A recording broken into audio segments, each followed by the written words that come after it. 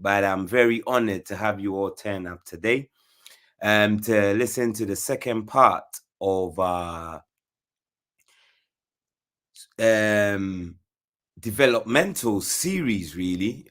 This is the second part of our Black History Month, because it's Black History Month in the UK in October. Series of talks. The first talk is called African Spirituality, a socio-political perspective. We aired that last week. So for those of you who couldn't make it last week, when this presentation is over, go have a look at that, because these three series are all interconnected, interlinked, and feed off each other. And to get that overall picture, I would thoroughly recommend that you watch all three.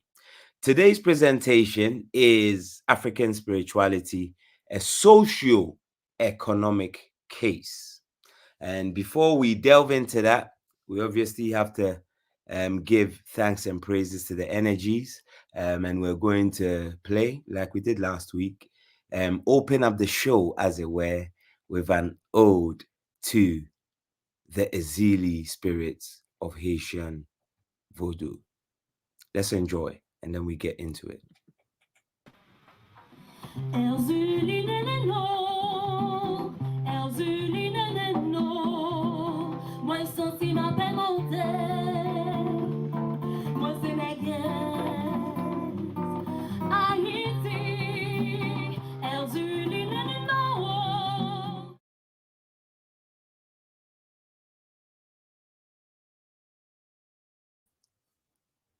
Lovely family.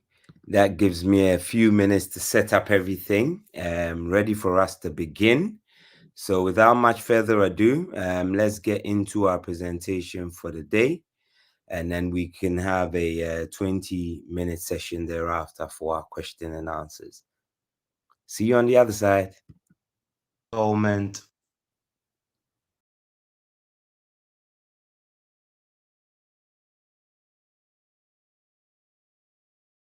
Peace and blessings, family. A warm welcome to the second installment of our Black History Month seminar talks. This segment is entitled African Spirituality, a Socio-Economic Case. And what we're going to be delving deeply into are the missed opportunities that African/Black nations, communities, and spaces miss out on by refusing to engage with the African spiritual corpus and practices simply because of the legacy of colonialism. We're going to look at the added value that African spirituality can have economically for individuals in terms of their creative and cognitive output. We're going to be looking at the economic empowerment potential of African spirituality for nations and communities. And then we're going to look at the extra value it adds to the peoples within such spaces. Okay, so this is going to be a very interesting section, because what it will come to show very clearly and concisely is what African spirituality has always been positioned as. This is beyond religiosity, and it is beyond just the search for the divine. It has a holistic application in every aspect of living. Where do we start to show the value held within the African corpus that we all too often either forget about, ignore, or fall back to the default that it is just something to do with the divine or religiosity, and as such cannot spread across and even into what we might call the economics of life? Of all the people to show us how great and how deeply in value African spiritual traditions are, is Marvel, of all people, Marvel Studios. Because when they released Black Panther, which is in essence an exploration of African culture and heritage, that film smashed box office records of 2018. Okay, now it is very key that we do not forget the reasons Why? How is it that a film or even a superhero character are known to many black people even, or even just to the world in general? Because many people know Black Panther as the civil rights organization and movement, but unless you were a comic fan, the Black Panther, most people were not even aware it existed. However, just the release of the film alone smashed box office records. And why is this? This is even ahead of things like Spider-Man, the Spider-Man release of 2019, Far From Home.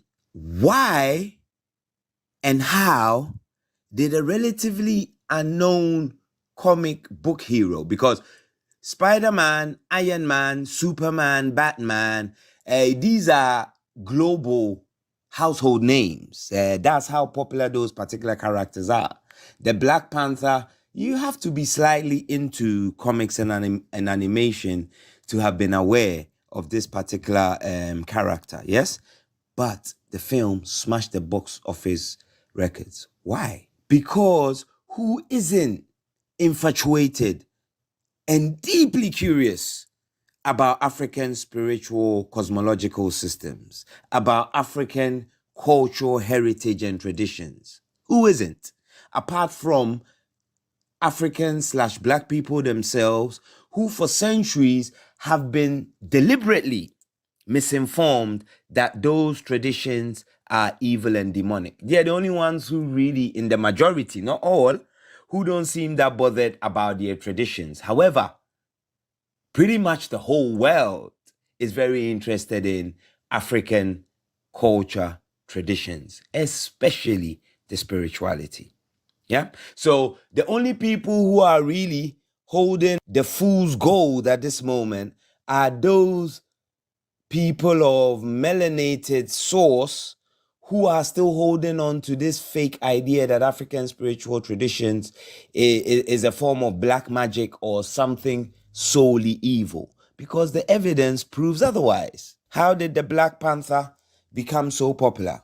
Because there's a fascination and interest in our culture as the primordial source of cultural development in this world. Other peoples, nations, who for them, they hold Black/African culture, especially the spiritual cosmology, in very high esteem. It is only a majority of Black/African people who, because many of us are still under colonial programming, are yet to embrace our own traditions and delve into it for the value it can give us. Because what did that Black Panther explore? It explored things like your relationship with your ancestors, the herbal healing arts of the African spiritual corpus. These were the themes and the segments that ran through the whole Black Panther film. So which is why I say it was more an exploration of African spiritual and physical cultural practices. That is what drew and engaged the audience so much and gave the film the vitality it needed, because it was set in a modern time, but it wasn't should we say, a futuristic film, for instance, that you can compare to something like, let's say, The Minority Report. So adding to this conundrum of Africans or Black people who are largely the ones rejecting their traditional culture because some old school colonial European missionary or system told them that their culture was baseless, right? So they still continue to believe that today. However, the interest in African culture by the same establishment and people who claim it's backward and primitive is contradictory. Why? Because if this culture was so backward and had nothing of value to offer, how is it that simple statues, sculptures, works of art that Africans produce seem to have so much value on the world stage? How is it that auction houses such as Sotheby's sell indigenous, African, spiritual, sacred artworks for so much money? A wealthless culture shouldn't be so expensive or have so much value, no? So which one is it? Is it that African cultures are totally worthless and have no value? and nothing to offer humanity? Or is it beyond a price tag? Because what you can see is that the way the establishment behaves in providing misinformation is not the same way it moves in practice. Because I'm not sure how this Luluwa helmet mask from the Democratic Republic of Congo for a people who King Leopold III called savages should be worth $2.5. They're supposed to have nothing of value to offer the world. So why? So this is how we can see that there are a lot of people of African descent / black people who have been so gaslit. And gaslit means, or being gaslighted means being fed a lie while that person uses that same lie to manipulate you. Yeah, it's very simple. Why is a mask from the Ivory Coast being sold for up to 3 million euros, while at the same time the people will tell you that the people from the Ivory Coast, yeah, you saw Macron come on TV recently, totally humiliate one of the African leaders because he says they don't even have anything to offer civilization. So why is it that their artworks are so expensive? How come they have so much value? What is it, right, that the Europeans and all others see in our traditions and our culture that makes them so want to be deeply involved, but yet makes melanated people of African descent, aka black people, to be rather so distant from their heritage? The answer, as we know, is very simple. It's the same colonial indoctrination that is centuries old and still ongoing. So here on the screen, we can see as soon as Black Panther came out, grossed so much money, we had these crickets creeping out of the woodworks and writing all sorts of reviews and videos demonizing the Black Panther film. Okay, so here we have someone by the name of Daphne Avia, and she wrote a whole thesis on why, in her perspective or his perspective, the Black Panther film was nothing but a means of drawing people into Satanism or some form of demon worship. Family, let's be also clear at this point to note that this entity that we find in the Abrahamic faiths known as Satan, this antithesis to the Creator, does not exist in any African spiritual system known. No, in the African traditions, what we call the creator or creative source can have no equal. And in the African spiritual perspective, what we call the creator is only about producing life, continuing life. It's not about destruction of life or bringing others into a low vibration. It is only in the Abrahamic faiths where we find this dichotomy of good and bad, dark and evil. Yet, it is projected onto African spirituality. In this case, that the whole system is something negative. So as we can see from the Christian perspective of this movie, and this is just one of many, right? What these ignorant hordes do is they make people fearful to even go near any study or practice of African spirituality, because you will be quickly ostracized, you will be excluded, they will call you all type of names to force you to distance yourself from anything to do with African spirituality, right? It stifles and limits people of African descent from bonding with and learning from their own heritage. And because this heritage is largely unprotected in the law, devotees of African spirituality often face persecution and exclusion. So if you haven't seen the first video in this seminar series, a socio-political case, I will urge you to watch that video right after you finish with this one, because this is where you see the troubling influence of people such as Daphne Avia here, with this critical perspective of the Black Panther movie. Whereas we should be celebrating the success of a representation of African culture, which has not only made so many billions, one of the highest grossing movies of all time, period, She rather turns it into some backward religious theatrice of Christianity this, Christianity that. But none of this should ever have any impact, because there's no one who sits down and writes long theatres of how Christianity fosters sexual, verbal, and emotional abuse. But we see these cases all the time. Charismatic churches of Africa, where there's hardly any regulation, we find it to be even worse. Literally, concentration camps where people are chained, beaten, forced to confess to imaginary issues goes on rampant. But we can't celebrate a movie that centers African cultural traditions as something positive and useful.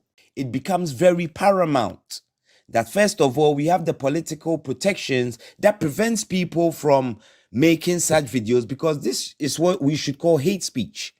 It would be hate speech if anybody called Islam terrorism, as a synonym, because currently there are some sects of Islam who have to resort to militancy to get their points heard. But nobody is called the whole of Islam terrorism. How many decades now do we have of revelation after revelation coming out about various Christian pastors and female pastors engaged in whether it's financial fraud, again, sexual exploitation, child abuse, people abuse. Yet nobody has said, let's call Christianity, what's the word? The abuse religion. Yeah? Judaism, likewise. Nobody has started replacing the word Zionism with Judaism. Yeah? People make a clear effort to distinguish both. But when it comes to African spiritual traditions, there's only really 3 words, and they can be used interchangeably: evil, devil worship, or juju / obia, meaning negative at its base. This cannot hold. This is totally unfounded. So, beyond the ignorant hordes who are spewing centuries of nonsense, yet what are others and their descendants doing with our ancestral knowledge? Yes, because it's interesting that the descendants of the first Europeans who came into Africa and indoctrinated many of our ancestors to adopt different religious ways or different ways of knowing the divine, have in this century now, a large majority of them have even moved away from the same religions their ancestors forced upon Africans, and have started embracing many of the other ways that once upon a time their own ancestors claim were just barbaric and primitive. Yeah. So if we look on the screen, we see in the top left, this is Anansi, a figure in it's from a graphic novel called American Gods. It was also made into a TV series, and one of the characters in there is Anansi. Now, Anansi is a trickster, abusum, or deity or divinity in the Akan corpus. Yeah, Anansi is so pervasive that Anansi was even carried into the Caribbean, where the folk tales and stories about the character or archetype of Anansi still run solid to this day, because there's so much that can be learned from just the archetype of Anansi. Okay, so while Africans / black people, a majority of them are running away, here we have Europeans picking archetypes from our cosmology and using it to create content, some which make exorbitant sums of money. Yeah. So you also have somebody like Neil Gaiman, who wrote the book Anansi Boys, which again, you start to explore African spiritual concepts. Yeah, you notice none of them are of African source. Where's the African in exploring their own heritage? Let's move on. While the African / black people are running from it due to their indoctrinated ignorance, others are using it creatively to add economic value to their productions and social capital. And on our screen now is an anime released in Japan, and the title of the anime is Onyankopon. Yeah. Now, I'll read a synopsis of this anime for you. Onyankopon watched over people long ago, but one day an old woman accidentally hit Onyankopon in the head with a mallet while mashing yams. Since then, Onyankopon has been nervous about greeting people directly and so sends subordinates to speak to them and solve their problems. He will use Afrobeat and dance to help Japanese high school girls with problems such as dieting, love, and cramming for exams. Yeah. So if you're not already aware, Onyankopon is one of the titles for the Akan Supreme Being. Yeah, aka God. Onyankopon is one of the titles that the Akans refer to the source of all creation in their spiritual corpus. What some Japanese anime creators did was to creatively try and imagine this concept of Onyankopon as a deity that helps Japanese high school girls with a whole range of problems and infuses Afrobeat as well. It's looking at different ways to infuse a tradition, a culture that's not even related to theirs directly, but they find it in a way to creatively reimagine it in a modern context to have a kind of modern outlook. Yeah, again, why do you think any African / black person won't do this? Simply for the reasons just mentioned a few seconds ago. That fear of stigmatization, that fear of being labeled some kind of devil worshipper, they will rather shy away from any of their traditions so others can come and mine it for economic value, economic creative value as well, because this involves you heightening your cognitive abilities to work, because you're extending a centuries-old concept of a people. Yeah, but these creators managed to sit down, engage with the Akan creation story. You see that first sentence I mentioned to you about an old woman accidentally hitting Onyankopon in the head with a mallet. That is actually how the Akan creation story goes. What is it doing on an anime? Some people can even go as far as to say, in a sense, it kind of diminished the tradition somewhat because this is a sacred concept. What's it doing in an anime? Yeah, well, I'm not going to comment on that. For me, as I know African traditions, what is meant to do for you anyway is if you're in practice of it, is to rewire your cognitive abilities, the way your mind works, so that the way you perceive things and the things that you're willing to do will also change for the better.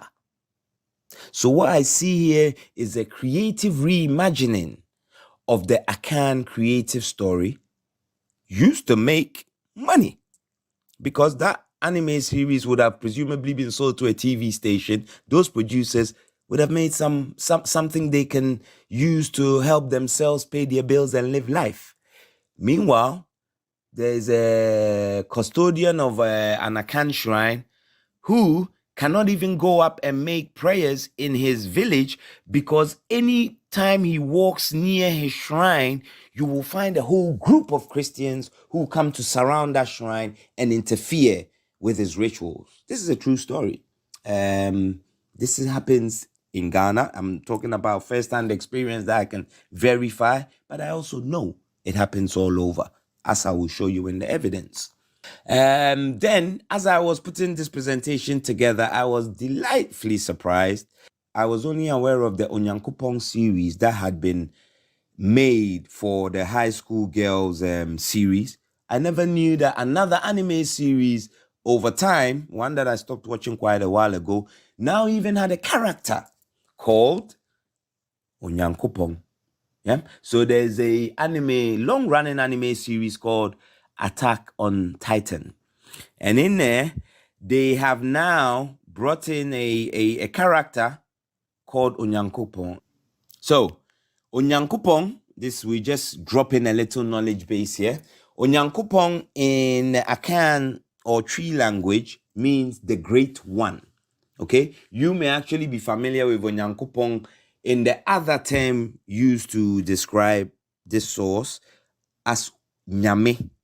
Yeah, nyame, the sign of nyame is enunyankupon really, is on the side to the left.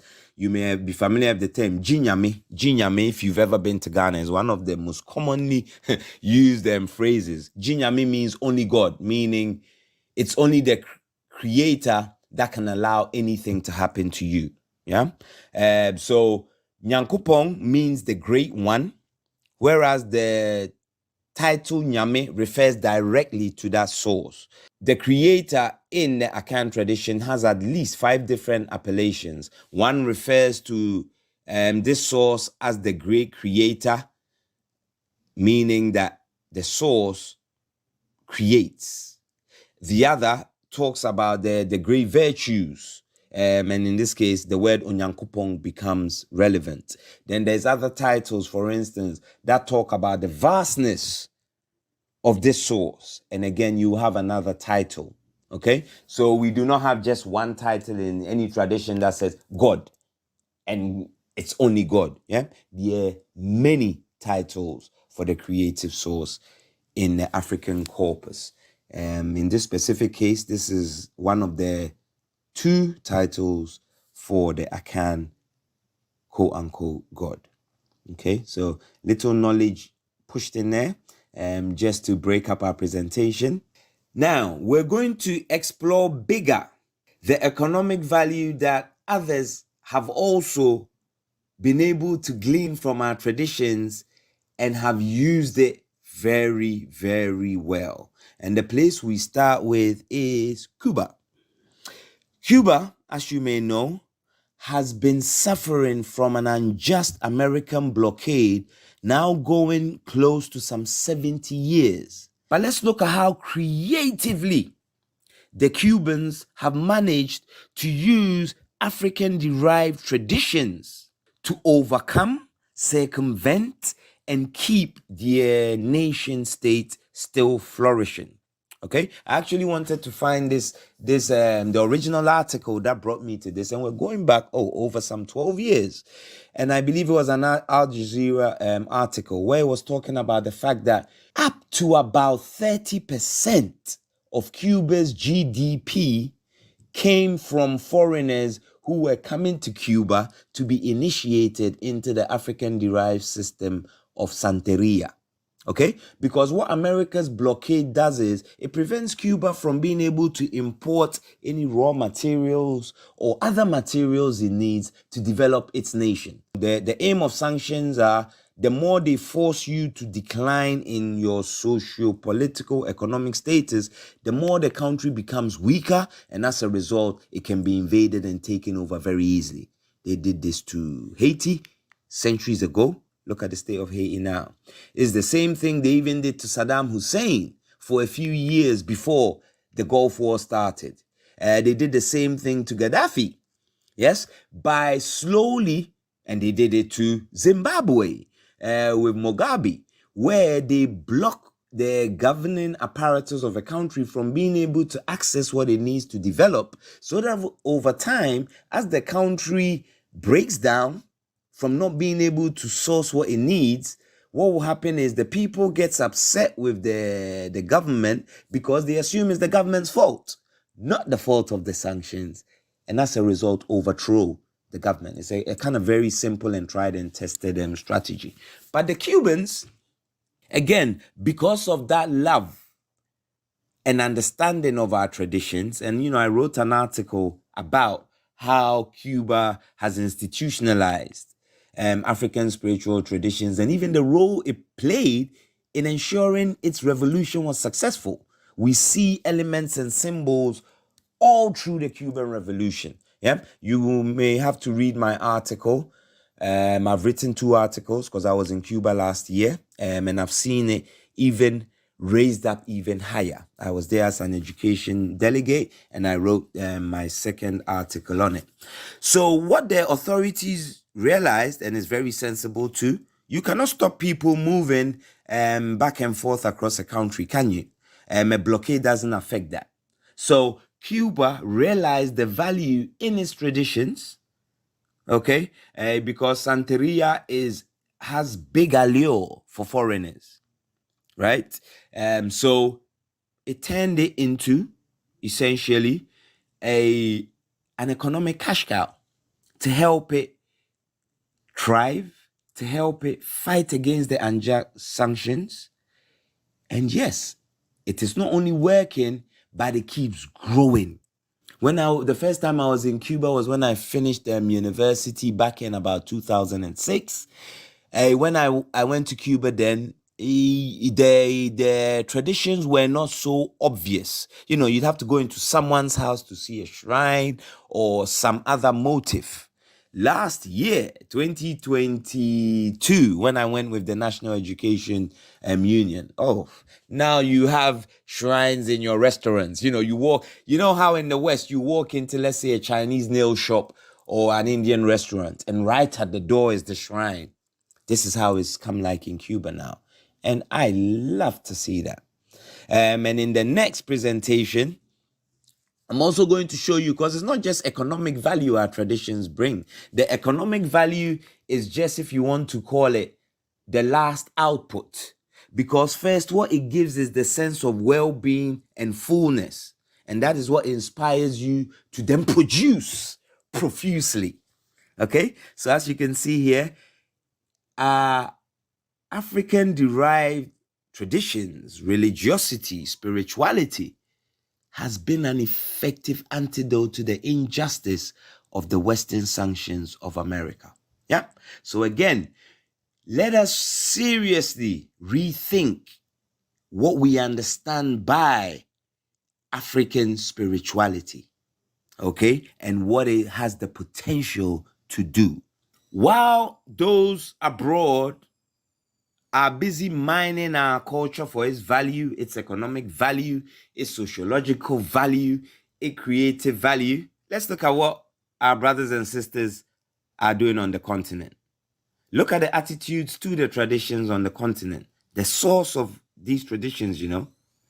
Ghana had a president called Professor Atta Mills, who, with a whole horde of other Christian organizations, managed, under his tenureship as a president, forcibly banned libation pouring at state functions.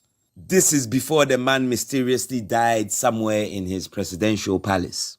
Yeah. And since then, Ghana hasn't reinstated the pouring of libation. You see, because again, even in the government apparatus, you have religious subterfuge. Of course, we will overturn this ban in time. But this is what was happening in Ghana. Now, let's just look at what happened in Nigeria last year, where again, I'm very happy to see that many practitioners are starting to understand how they move with their traditions. So in Nigeria, I believe just this year is the first year that the Isese practitioners, meaning Ifa practitioners, have celebrated, and the state has honored the first public holiday for the traditionalists. This is big. This is something we should not forget about at all, because it just marks the start of that reclamation process. Yep. But just this year, this Oshun priestess on the right was trying to set up her annual Oshun festival, yeah, as she is entitled to, according to her traditions. And they sent some Muslim militants after her to threaten her, intimidate her, and eventually get her to not go forward with her festival to commemorate Oshun anymore. This is in the birthplace of that tradition. But Islam is not indigenous to Nigeria. So on what authority do these militants have to just walk into someone's house and threaten them that they should not carry out their own traditional festival? Now we see again why we need those political and legal protections. The rising popularity, as you can see, of the Oshun Oshogbo festival in Nigeria itself, and the slow encroachment of corporate interest. Because, I was reading somewhere where some of the alcohol companies have now started some kind of bidding war to ensure that their alcohol brand becomes the staple of the tradition. Yeah. So they don't recognize the tradition, pay it any homage, but they can see the economic value they can take from it. Family, are we paying attention here? This is how we're going to have to move with our traditions. It doesn't mean we're commercializing our traditions, not at all. Having our traditions out in the open and to a degree sharing it with the world, we also prime and change the intolerant mindsets that many people hold. We actually contribute to the betterment of societies. Okay, and the Oshun Oshogbo Festival is one such clear example for us to show us that there is a lot of value in our traditions. We just need to now think creatively in how we engage with it, pull it out, and share it with others without losing control of our own heritage. What value does our traditions hold for us? The most important is knowledge of self, because that helps us to draw out our inherent ancestral memories and abilities. Yes, it will give us divine inspirations to become creators of our own realities. It is a rich source of creative ideas that can be molded into physical forms and social processes. If you haven't seen my lecture I gave at the last conference of ASCAS entitled Memories of Potential, watch it. Make it very clear as to how all of our abilities are still within us, and we just need the right channels by which we invite them back into our waking consciousness. Okay? Because most of what we need is within. By bringing it within and connecting it with our kin, we can make it produce even more. So what the value that our traditions hold for us is to remember our superpowers. Even for ancestral voices ourselves, the ideas that have been birthed from our research that we have been consulted on has included a range of things, from academic dissertations, books, to podcasts, to paintings. And why won't it happen in this way? Because this is a tradition of creation. It is of furthering the continuum of life. So just as we came into the creation of ancestral voices with barely any knowledge and hardly any direct experience, over the years and over the works, it started to grow a consciousness. It started to grow a fabric for us that we could then share with others and help them to also produce content creatively of their own making that will inspire others in various different ways. This is what African spirituality is about. It is a life affirming and creating tradition. It has largely nothing to do with this obia, juju, negativity that most people seem to think. No, it is life-giving. We bring it to a close. What value does African spirituality hold for all of us? It is a rich corpus of knowledge that can cover a range of social, health, and developmental needs. It has a deep well of principles that can inform philosophical, ethical, and moral dilemmas faced by humanity. It is full of concepts that can inspire and drive creative ideas for problem solving. Its knowledge systems and practices can facilitate better understandings of our ecosystems and our relationships with nature. Not just the nature on this earth, but we're talking about the entire universe. What next? Watch the first seminar in the series if you have not done so already, and carry out the suggested actions for political recognition and legal affordances to African spirituality. Yes. So next year, we won't have a group of ignorant people run into an innocent woman's house and threaten her to not carry out a simple cultural festival to honor her own traditions and ancestors. Where Africans, we work in honor of our ancestors, not Arab ancestors somewhere in the Middle East or so-called Middle East. Okay. The next thing you should do, and this is very important because this is what's going to set the legal precedent here in the West, go on to change.org, search for List Oshun's Festival as part of UK's celebrated religious festival and sign that petition. If you've watched the first seminar, then you know already why this is important. The UK is the first place that at a governing level banned someone else's religion. Something unheard of. Yep, it's called the Obia Law of 1898. From that law, we have all the various laws now. If you go to any African country, even in the Caribbean, even in the UK now, America, you find all these listings and references to witchcraft and crimes and punishment for these sort of things. What they're essentially talking about is an indirect reference to African spirituality. Okay? And in an age where we're promoting religious tolerance, this cannot go on. And if we really concerned, as we say, we'll sign this petition and share it as far and as wide as possible. Most importantly, too, you can support the research and ongoing work here at Ancestral Voices via any personal donations that you may want to give. Yeah, because the work we do is no longer just films and documentaries. It's moving a lot into a range of social spaces. The research that is always ongoing. To do that, again, all these require financial resources, human resources, time resources. So your donations will go a long way to help ease some of the pressure that we have to take out of our daily activities just to put these works out in the public domain and to lobby the right organizations, lobby the right people so we can change this unjust status quo. And the last thing you can do is to watch the last video in this seminar series. See you soon. Take good care. Peace and blessings. Ashe.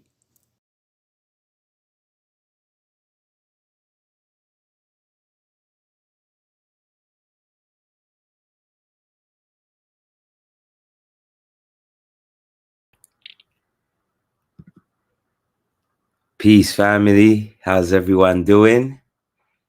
That presentation has come to an end now. I'm trying to get through some of your comments now. And yeah, I'm just getting a outpouring of love. Thank you so much. So let me take a minute to appreciate how you've also appreciated me. Yes. And I'm just like, wow. Wow. I could keep saying the wow, but you might end up hearing that same word when you go to sleep tonight. So no more wow. But this is fantastic. Yes, unbelievable. Wow. Thank you. Okay. Yes. Thank you all too for staying, for waiting, for seeing it through. Oh, lovely. Original Creole Medasipi. Thank you so very much. Blessings, brother. Give thanks. Wow. Okay. So I'm taking it the presentation has hit the spot, as they may say, so absolutely nature man, yet mainstream science use African science and spiritual and belittle. Well, as the tradition makes clear, that's the very essence of gaslighting, that in order for you to take, what you might want from someone by subterfuge, you can convince them that it has no relevance, so they should let go of it. And then when they discard it, you can come and take it, because then to a degree it's that person's fault because they've decided that that thing is no longer worthwhile for them. So thank you so very much. And we have about 13 minutes. I'm beyond willing to take any questions. I'll read some of the comments. I'll add bits to it, if you don't mind, while I wait for any comments. Lisa Sutton, thank you all very much. Thank you too very much. Yes, thank you for very much for this labor of love. Any scholarly sources that you can recommend to learn about Akan cosmology and culture? Absolutely. There's a book called Akan Traditional. I'm trying to look at the book on my shelf. Yeah. But Lisa, I think the best thing you can do for me, send me an email. I'm going to pop our email into the link, or I'll find you the link to the book. We actually, the author of this book, this is one of the seminal books. There's been a few good books about Akan cosmology. In particular, this book I'm recommending by an elder who's now joined the ancestors, called Dr. Bempa, and the book is called Akan Traditional Religion, Myths, The Truth and Myths by Dr. Kofi Bempa, who sadly joined the ancestors. But this elder was a biochemist by profession. His lineage, his family lineage, also came from those who washed. Well, that's the term. You wash the spirit of the Ohene being the king, in the Akan, and in his case specifically the Asante system. So that book goes very deep. He explores the concepts both from if you want to call it a Western scientific view, as well as from his cultural lineage. So, there's other books about the Akan, like Dr. J.B. Dankwa's The Akan Concept of God. There's also Ephraim Donko's, I think it's called On Becoming Ancestors. Yep.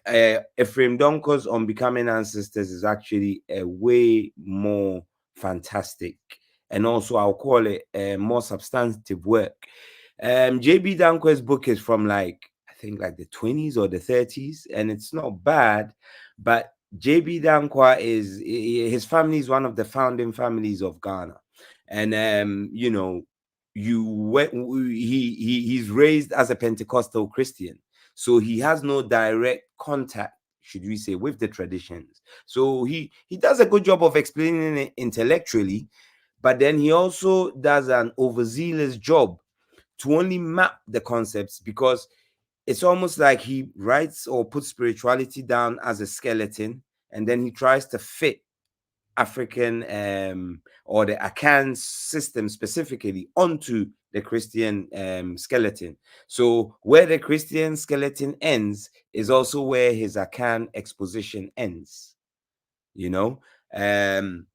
so you can see where he's distanced from the culture, because what he does a good job of is just showing you that, hey, the Akan doctrine of God and everything else is no different really to the Western one. End of story. Yeah. But with Dr. Bempe's book, you go deep, you learn the concepts, you learn some prayer forms. He breaks down the etymology of certain words. Brilliant book. Yeah. So I hope that has answered your question, Sam, and the comments are in there. Mickey Lee, I do remember you. I believe I've seen you on a few, and thank you to all who keep coming back. I keep seeing a lot of names that I've seen on previous shows, doing other work. So Mickey Lee, I think the profile picture I recognize. I don't know if the name has changed, but yes, there's a whole heap of names I also recognize. Thank you all for returning, for staying, and I hope we keep doing a good job to keep working your eagerness to go deeper, even more so. So thank you, Mickey Lee. I also want to verbally thank Mickey Lee. Sorry, I didn't even realize that's where it came from. Thank you so much. 999. Let's give that to the Ezili pantheon to manifest even more for these huge works that we are built to do. So we shall carry on. So and Andrea Ramos, I hope I've pronounced it correctly. First of all, thank you for a great presentation.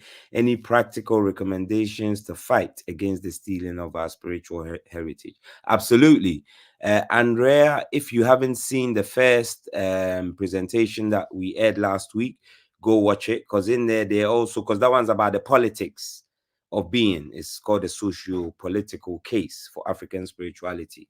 But I'll whiz through some of them now. Absolutely, I've forgotten who makes the statement, but there's this beautiful quote that says, the best way to fight a foreign culture is to practice your own. So that is the most effective thing you can do. That you should be able to walk around to show your beads if you have them, to see how people respond to them. It's important for you to also drop into conversations what sacred days that you may practice in your own spaces, because you come to find that people become very, very curious.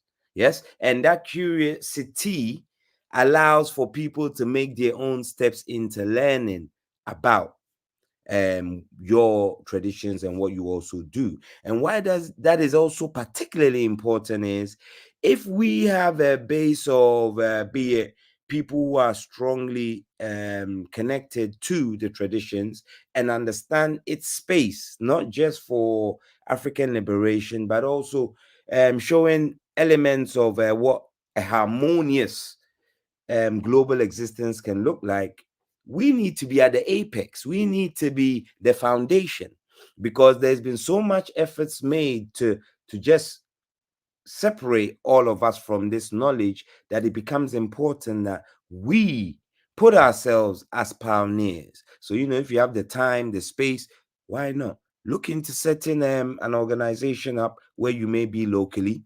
Not everything needs to be big. It might just become even a website of your particular culture that you practice. Yes, and that website becomes an information base. You then look for the many other African-centered organizations that will allow you to be listed on their directory. Ancestral Voices will list you on our directory, because what you're adding then is, we're all adding ideas together, and we're building like how you put pieces of Lego together. Yeah. So yes, there are practical recommendations. Again, make your practice normal.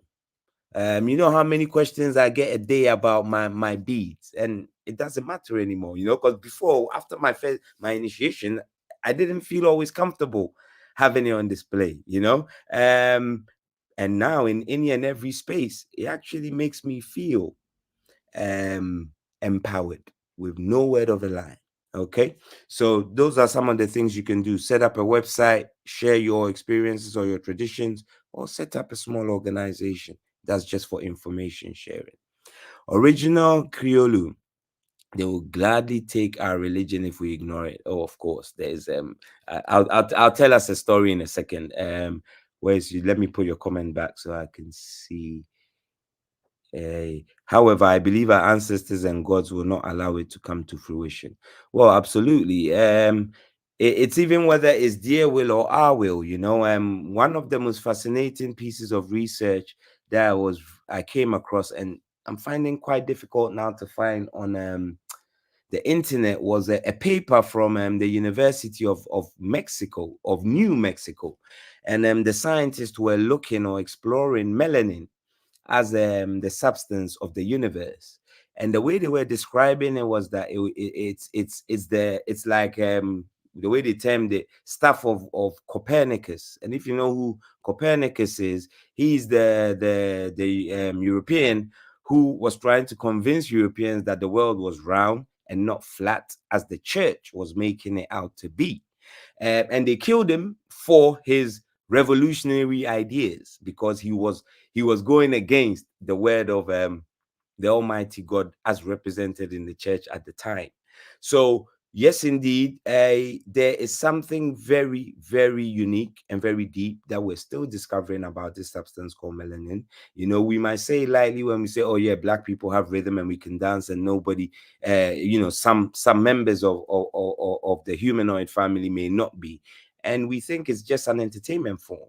Yes, but there are aspects within many forms of even just those expressions we make that can cause changes from a cellular level to even the way your brain moves. Yeah. So what we need is a deep interrogation intellectually, as well as a direct connection in practice.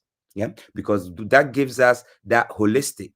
Yeah, we balance the immaterial, if you will, which we are talking about, what exists mentally, and then the physical in our practice. That's a formula for wholeness. So with that, we can go deeper within ourselves and bring out what we need. So by our own will as well, this will happen. You know, if you look at nature, nature seeks balance. It can never rain forever and ever and ever. Everything drowns and everything will die. At some point, nature itself even knows how to correct itself. So imbalance is not the natural order of the day, you know. And imbalance is what we have a lot more now, because our current conception of reality is built on just greed to take, and one can take freely also because one employs weapons of death. You know, some of us have made friends more with destruction than they've made with the continuation of life. So yes, balance is the natural order of the day. So no, but we also will it from our own ashe, from our own elemental force that we are, as well as the other forces that we share the space with, that being our ancestors and the forces that make up nature. Follow mo medase p mo in tree means good. So thank you. Yes, Imbiti does the same as Dankwa. They have the same orientation. Thank you very much, Ayoka. Excuse me, I'm trying to jump through all the pieces. Absolutely. Now, Imbiti himself was a priest. Yeah, he was of the clergy. I think he was Anglican. Don't quote me there. I'm quite sure he's Anglican. Because yes, he was based in England. Yes, I'm sure it was Anglican. So he, again, he doesn't deviate from the skeleton that is his version of Christianity. But the one thing that I actually even took inspiration from with Mbiti, because his works was one of the few that I noticed took a Pan-African approach. He connected different African communities into similar concepts. And I like that, because right from the style of Ancestral Voices, what we come to already realize was that there's a common convergence within all African traditions, Asian from Kemet to those we practice now. So it makes sense to highlight those, to show our common source, because there is also, as we may know, that political edge to separate um, those of a certain melanated orientation, so that we never see ourselves as family or even kin, you know. Indeed, yes, Jay Mosley, I saw that as well. Thank you so much. That's one more added to the petition. And I'll explain to you now as well, family, why that petition is very important. You know, it's been touched on in the film. But the British Empire at the time, what it was known, was the first place that decided that, or rather noticed, because we go through two Maroon Wars, yeah, and these Maroons, rebels, militants, they'll call them today probably, who who were very clear on the fact that no human being is meant to serve another human being in such dire circumstances and heinous treatment. And they fought two long wars with the British and managed to secure sovereignty in certain spaces for themselves, right? And during all that period of fighting, one of the most famous of those Maroon communities was a woman that they refer to as Nani. They say Nani being the extension from the term Nana, which is also an Akan term, really a universal term, because I've gone all over the world, and in many places, Nana means your grandmother. Yeah, that's what it means. But Nani is the leader of one of the Maroons, and you know, they write all these fantastic stories about her, that this woman could catch bullets with her butt cheeks. You know, they make all this even when they're writing about the bravery of the African, who were rebelling, they also find ways to almost caricaturize them and ridicule them in ways, right? And I've seen some scholars explain some of the origin of these ridiculous stories. I can't remember the reason for Nani's one, but it had to do something with the way they could camouflage themselves in the terrain. Yeah. One of the things they could do, for instance, they could play with the echoes of sound such that it would make them seem like hundreds, where perhaps there might be just one person there. If you've seen my other film, Vodou, Theology of Liberation, we discuss how across Maroon societies, even into Haiti, the use of sound, like I just mentioned about dance, it's not what we know it and use it now. Far beyond entertainment, a a force for just about everything you can think of. And this is some of the things these Maroons knew. So anyway, over the course of these wars, the British realized that the one thing that was keeping the Africans always gelling together, coming back to fight for more, even when they hardly have any form of technology that could, um, you know, fight against what the British had at the time, was what they call the spiritual counselors or leaders. Yeah. And in the very last major rebellion, led by a man named Techi, or Taki, as he's known in Jamaica, what the British did at the time, because they'd realized this, they actually made it an act of war. So the first thing they did in this fight against this Techi ancestor was to go and look for his spiritual counselor and kill the man. That's how the British won. And this is written by the historians. Look for Edward Young. It's in a book by a Harvard professor called Techi's War. I believe Stories of a Transatlantic War, the book is called. I will put that in there. Yeah. So then the British made up a law to ban any form of what they decided was obia. So they called everything you can think of that we do in any form of African expression, they called it obia. And today in Jamaica or even across the Caribbean, if you mention the word obia, most will react in the same way as if you mention the word juju on the African continent. Basically, it's some phantom that the establishment created to haunt the Black imagination, and it haunts many of us now. So they banned it. And the thing about the Obia Act of 1898 is it's still on the law today. Many Jamaican officials are fighting for it not to be taken off the legislature books. Can you believe it? Yeah. The British themselves are here, cool and collected. The same people who set the law feel they have no responsibility for it. So that Oshun petition that I'm urging you all to sign, what we're going to do with that petition is to put pressure on the government, firstly, to recognize that festival. Because if you've watched the first presentation, again, I showed you last year, the British government included Oshun in an exhibition. They made money of the exhibition, loads of money, but they don't recognize her festival. It's not recognized in the UK. People can celebrate Eid, people can celebrate Hindu Diwali, you can celebrate Christmas, but you can't celebrate Oshun. Yet we will make money off Oshun.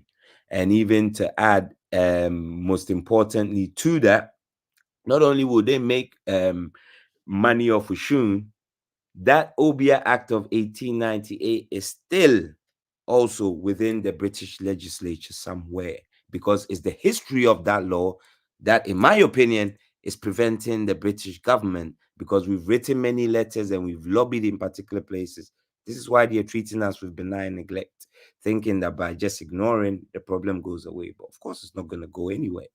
Now this is November. November is coming up. I already see big signboards, happy Diwali, happy this. Yeah, we're here. So the British promote 5 values. They call it the 5 British values. One of them is tolerance and respect for cultures and religions. So where is Oshun's festival? It's celebrated by literally tens of millions across the world. The UN protects that grove and the festival. Britain is a signatory to the UN Charter for protecting exactly the same thing. Where's the Oshun Festival? So please sign it, because this legacy of African spiritual traditions being seen as illegal is the British. They say things like divination forms are banned. I think you might go to prison for 5 years. That means we all need to be in prison for 5 years. Because how many of you don't wake up and toss your own cowrie shells in your house? You're meant to be in prison, you know. You're practicing obia. Yeah, family. I'm loving the discussion. Let me look for. I'll take two questions, and then I will bring it to a close. I'll take Ras ones first. Will showcase a content concerning African spirituality, or will you feature any content on African spirituality, Akom, or interview an Akom for? Excellent, Ras one. So you well, I haven't seen your name before, so I don't know if you're new to the channel, but you may want to look at some of our extra videos. We interview various spiritual traditioners, practitioners. Yes, not just because if you say Akom, then you mean specifically the Akan system, right? Yes, we've interviewed from Eve, Haitian Vodou, even intuitive healers. Our platform, that's what Ancestral Voices is for, to give a voice where people might not get that voice in the mainstream, to discuss our traditions. So yes, maybe your question might be quite prophetic in the sense that after these lectures are done, one of the things I'll be looking at is, and I mentioned it in the video, that traditional practitioners on the continent face some horror stories. So yes, we're going to try and bring some on board to speak from that direct experience, how they're being persecuted, so we can start to record some of this data. Because these legislatures love nothing but to say, show me the evidence that this is actually happening. Meanwhile, it is. So yeah, that is, look out for that. We will try and get as many practitioners on board. I remember a case was brought to me maybe 2 years ago in Ghana, where a child of an Okomfo was publicly humiliated in school. Forget humiliation. The child was abused psychologically and physically, in the sense that they made him a laughing stock in public, in front of his peers. Things like that shouldn't be happening. Okay, so we will, again, this is the start of a thread of many things, because when you do the reading, you come to find out what our traditions have done for some of our family who ended up in various parts of the world. If we even start to tap into it just beyond a little bit, yeah, absolutely, things will change fantastically. Okay, so I will have a quick glance through. And then yes, indeed. Okay, so if Fofi's statement is to they used Akan as a for military strategy and their spirituality. Absolutely. Why else would you learn to speak like a bird? Unless you can engage some level of communication with that particular spirit, because again, even in Jamaica is one of the places that some accredit to what we now call camouflage. Yeah, and the ability to blend into again, another military strategy, to blend into your surroundings. Because we're dark, I guess our natural camouflage is our melanin too. And yes, as a result, the British suffered many defeats in the night. Another strategy, again, used in IET.